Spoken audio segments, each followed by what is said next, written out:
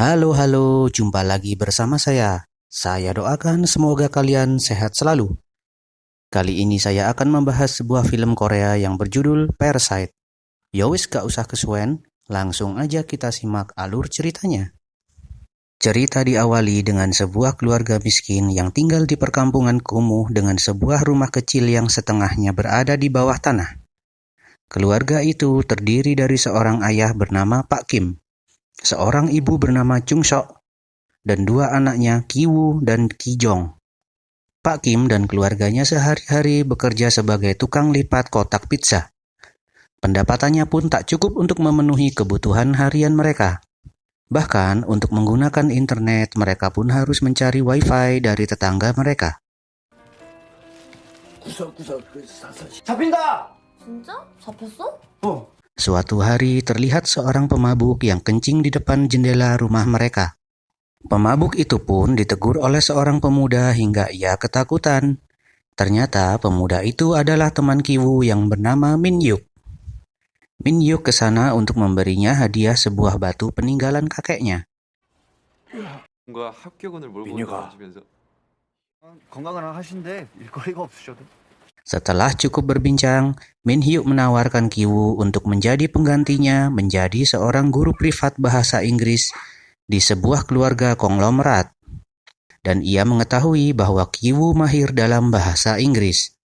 Tetapi karena Ki-woo tidak pernah berkuliah, ia pun dibantu Ki-jung yang mahir di bidang desain untuk membuat surat keterangan palsu, seolah-olah ia sedang berkuliah.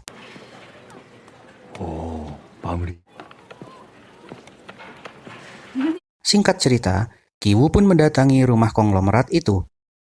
Ki-woo dibuat kagum dengan rumah mewah itu. Ia pun disambut oleh pembantu rumah itu yang bernama Min Buang. Min Buang adalah pembantu rumah tangga dari pemilik sebelumnya, dan ia tetap bekerja di sana meskipun rumah tersebut sudah beralih ke park. Ki-woo pun dipertemukan dengan sang pemilik rumah yang bernama Yu-jong. 대박, 민혁쌤이 갑자기 유학을 간다니까. Yu-jong mengantarkan Ki-woo menuju kamar anaknya yang bernama Dahi. Di sini terlihat kemampuan Ki-woo yang menakjubkan saat mengajar. Yu-jong pun merasa puas dengan hasil dari Ki-woo. Saat berbincang di ruang tamu, Yu-jong mengenalkannya pada anak keduanya yang bernama Da-song, yang merupakan anak yang hiperaktif. Namun di balik kenakalannya itu, Da-song memiliki bakat melukis yang luar biasa. Yu-jong pun bercerita bahwa tak ada guru seni yang bertahan lama dalam mengajar Da-song. Mendengar hal itu, Ki-woo langsung menawarkan seseorang untuk dijadikan sebagai seorang guru seni Da-song. Ki-woo pun mengajak Ki-jong yang merupakan adiknya sendiri untuk berpura-pura menjadi guru seni Da-song. Mereka pun berpura-pura bahwa mereka bukanlah satu keluarga. Ketika itu, terlihat Dahi yang menguping pembicaraan mereka. Ketika pelajaran dimulai, Dahi pun mengatakan bahwa ia cemburu kepada Ki-jong. Dahi juga menyatakan perasaannya kepada Ki-woo dan memegang tangan Ki-woo hingga mereka pun berciuman. Sedangkan di kamar Da-song, Ki-jong berhasil membuat Da-song berubah dari nakal dan hiperaktif menjadi anak yang sopan dan penurut. Ki-jong pun menjelaskan masalah psikologi Da-song. Hal ini pun membuat Yu-jong semakin kagum dan tertarik dengan kemampuan Ki-jong. Yu-jong juga mengenalkan suaminya yang bernama Park kepada Ki-jong, dan Park menyuruh sopirnya untuk mengantarkan Ki-jong pulang. Ketika di dalam mobil, Ki-jong dengan kelicikannya memulai misinya. Ia melepas celana dalamnya dan meletakkannya di bawah bangku belakang. Hal ini ia lakukan untuk membuat seolah-olah sopirnya telah melakukan perbuatan mesum di dalam mobil. Terlihat keluarga Kim sedang makan bersama dengan gaji pertama anak-anaknya. Di sana mereka mengobrol tentang pekerjaan Ki-woo dan Ki-jong. Keesokan harinya, misi Ki-jong pun berhasil. Park yang sedang berada di mobil menemukan celana dalam di kursi belakang. Ia dan istrinya pun langsung memutuskan untuk memecat sopir tersebut. 용기세 이 미친 새끼 진짜. Misi Ki-jong pun berlanjut. Ia mengatakan kepada Yu-jong bahwa ia memiliki kenalan seorang sopir profesional. yang ternyata Ki Jong sedang merekomendasikan Pak Kim yang merupakan ayahnya sendiri. Karena Pak Kim tidak pernah membawa mobil mewah, Ki Woo pun mengajak ayahnya ke showroom Mercedes untuk mempelajari seluk-beluk mobil tersebut. 그럼 그리고 여기가 Tibalah waktunya Pak Kim menjadi sopir yang sangat handal dan disukai oleh Park. Tak sampai di situ, mereka pun berencana untuk menyingkirkan Min Buang dan menggantikan posisinya dengan Jung Sok yang merupakan ibu mereka. Mereka pun menemukan bahwa Min Buang alergi terhadap buah persik. Jadi, jika Min Buang terkena serbuk buah persik, ia akan mengalami batuk-batuk. 빌란의 천식에 아주 쌩 난리가 난다네. Keluarga Kim kemudian mengatur strategi dengan matang.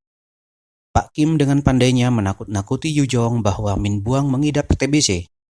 Dengan tujuan Yu Jong memecatnya.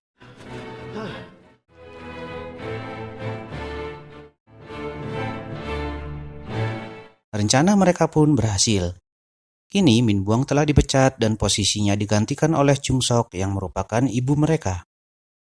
Akhirnya mereka sekeluarga pun dapat bekerja di rumah itu dengan tetap memainkan perannya masing-masing dan berpura-pura seolah-olah mereka orang lain yang tak saling mengenal. Sekarang Pak Kim yang merupakan sang ayah menjadi sopir. Sedangkan Chung Sok sang ibu menjadi pembantu, Ki Woo menjadi guru bahasa Inggris, dan Ki Jong menjadi guru seni.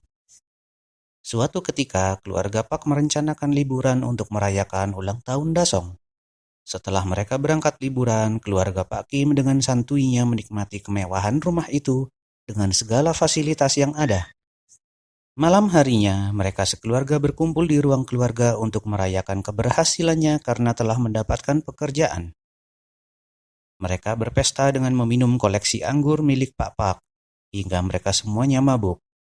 Di sini, Ki Woo menceritakan bahwa ia telah berpacaran dengan Dahi, sehingga orang tua mereka pun membayangkan akan memiliki seorang menantu, anak konglomerat. Mereka pun juga membicarakan kebodohan keluarga kaya itu, yang dengan mudahnya dapat ditipu. Ketika asik berbicara, mereka dikagetkan oleh suara bel rumah yang berbunyi.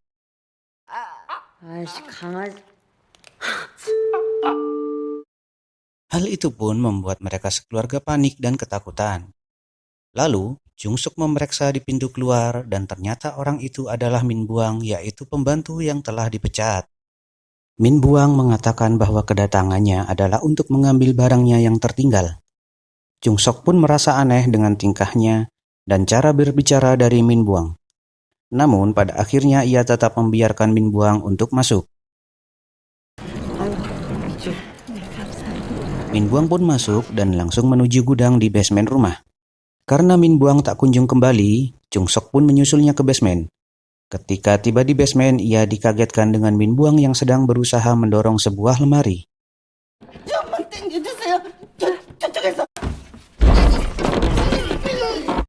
Ternyata sungguh tak diduga, di balik lemari tersebut terdapat sebuah jalan menuju ke dasar basement. Dan Min Buang langsung bergegas memasukinya sambil berteriak memanggil seseorang. Ternyata, aksinya ini juga diketahui oleh anak-anaknya yang mengikutinya diam-diam. Chung Sok yang penasaran pun mengikuti Min Buang ke dasar basement. Di dalam sana terdapat suami Min Buang yang bernama Jun Sei, yang sepertinya memiliki sedikit gangguan mental. Di situ, Min Buang bercerita semuanya tentang rumah tersebut. Dan tentu saja, Park sang pemilik rumah sekarang tidak mengetahui tentang bunker tersebut. Ia juga bercerita bahwa ia sering berkomunikasi dengan Dasong. Makanya ia tahu bahwa keluarga tersebut akan liburan.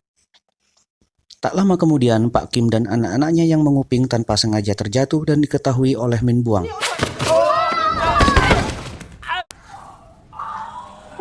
Sialnya, tanpa sengaja Ki Woo memanggil Pak Kim dengan sebutan ayah.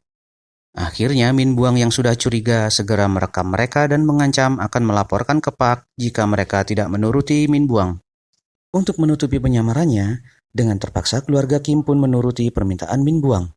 Tetapi pada saat Min Buang lengah, keluarga Kim menyerang mereka dan berusaha merebut ponsel milik Min Buang.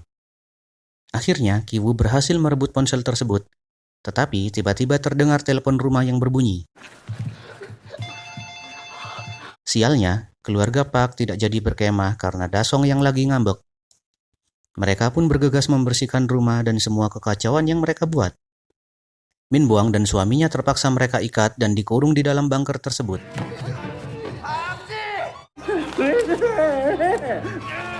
Beruntungnya, keluarga Pak tiba pada saat yang tepat dan rumah sudah bersih seperti sedia kala. Ki Jong seketika bersembunyi di bawah meja ruang tamu. Sementara Ki Woo yang berada di kamar Dahi untuk mengembalikan diarinya terpaksa bersembunyi di bawah kasur Dahi. Ketika makan, Yu Jong bercerita bahwa Dasong pernah melihat hantu di dapur rumah itu. Dan tentu saja hantu yang dimaksud adalah suami dari Min Buang yang hendak mengambil makanan di dapur. 눈알이 이렇게 막 뒤로 바들바들. Tak lama kemudian, Ki Woo pun berhasil keluar dari kamar Dahi. Begitu pula dengan Pak Kim yang mengendap-endap hendak keluar menyelamatkan Ki Jong. Tapi sialnya, saat itu muncullah Dasong yang membuat mereka semua kebingungan dan bersembunyi di bawah meja ruang tamu secara bersamaan. Ternyata Dasong keluar karena ingin tidur di halaman rumah dengan menggunakan tenda. Dengan terpaksa, Park dan istrinya memutuskan untuk tidur di ruang tamu tersebut untuk mempermudah mengawasi Dasong. Mereka berada tepat di depan meja tempat keluarga Kim bersembunyi. Secara tiba-tiba, Park mencium bau yang biasanya ia cium ketika berada di dalam mobil. Yang tak lain bau itu adalah bau badan Pak Kim. Ia juga menganggap rendah masyarakat kaum bawah, dan hal ini membuat Pak Kim sakit hati dengan sikap Park. 근데 냄새가 손을 넘지 냄새가. 몰라 난 너무 오래돼서 진짜 좀. Tak lama kemudian, Park dan istrinya melakukan mantap-mantap di sofa itu. Otomatis, suara desahan mereka pun terdengar jelas oleh keluarga Kim yang bersembunyi di bawah meja.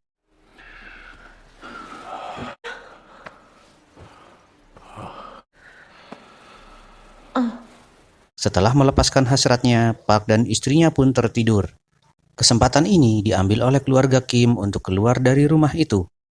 Di tengah derasnya hujan, Ki Woo dan Ki Jong serta Pak Kim berhasil keluar dari rumah tersebut. Mereka pun berjalan kehujanan menuju rumah mereka. Ketika hendak tiba di rumah mereka pun disambut oleh banjir yang menggenang di area tersebut. Mereka bergegas menuju rumah untuk menyelamatkan barang-barang yang ada di rumah. Karena rumah Pak Kim yang setengahnya berada di bawah tanah, rumah mereka terendam banjir dengan parah. 야, 기호야. Akhirnya mereka pun ditampung di tempat pengungsian sementara. Pemandangan yang jauh berbeda dengan apa yang baru saja mereka alami di rumah keluarga Park. Keesokan harinya, keluarga Park mengundang Ki Woo dan Ki Jong ke pesta ulang tahun Dasong. Sedangkan Pak Kim dan Chung Sok diminta untuk menyiapkan tempat pestanya. Ketika pesta dimulai, Ki Woo secara diam-diam berjalan menuju bunker dengan membawa batu besar pemberian temannya. Sesampainya di dalam bunker, Ki Woo pun kaget melihat Min Buang yang ternyata telah meninggal.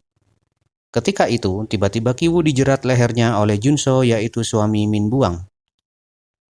Ki Woo pun berusaha kabur, tetapi Junso malah menarik jeratnya dan langsung menghantamkan batu besar itu ke kepala Ki Woo hingga pingsan.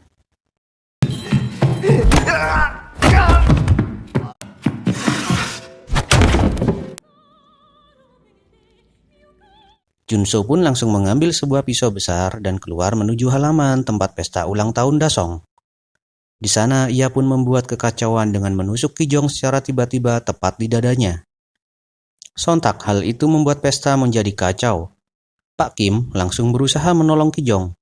Sementara Chung Sok berusaha menyerang Junso. Mereka pun terlibat perkelahian hingga Chung Sok berhasil melumpuhkan Junso.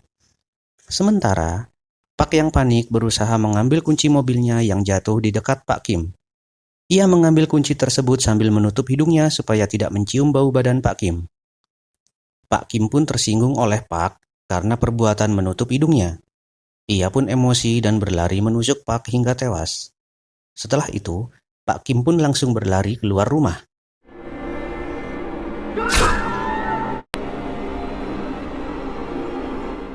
Singkat cerita, ternyata Ki Woo selamat dari hantaman batu Junso. Tetapi karena ia mengalami hantaman yang keras, ia menjadi sering tertawa dengan sendirinya. Sedangkan Ki Jong yang ditusuk oleh Junso pun telah meninggal. Pak Kim hingga sekarang masih belum ditemukan keberadaannya. Di lain tempat, Ki Woo dan ibunya pun harus menerima hukuman dengan tuduhan penipuan.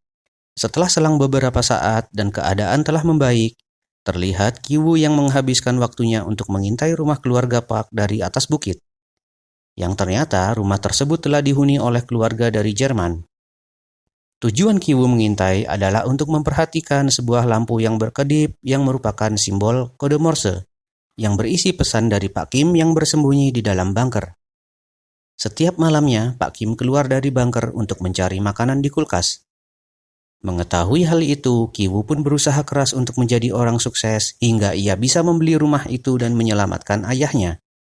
Di akhir film, terlihat Kiwoo yang telah sukses dan berhasil membeli rumah mewah tersebut. Ia pun langsung mengeluarkan ayahnya dari dalam bunker dan mereka pun melepas kangen. Tetapi itu semua hanyalah khayalan dari Kiwoo, yang hingga saat ini masih belum terlaksana. Kiwoo pun masih menempati rumah kecilnya di kawasan kumuh. Oke guys, begitu saja review film kali ini. Semoga kalian terhibur dan jangan lupa subscribe, like, dan komen supaya kalian tidak ketinggalan update film-film selanjutnya. See you!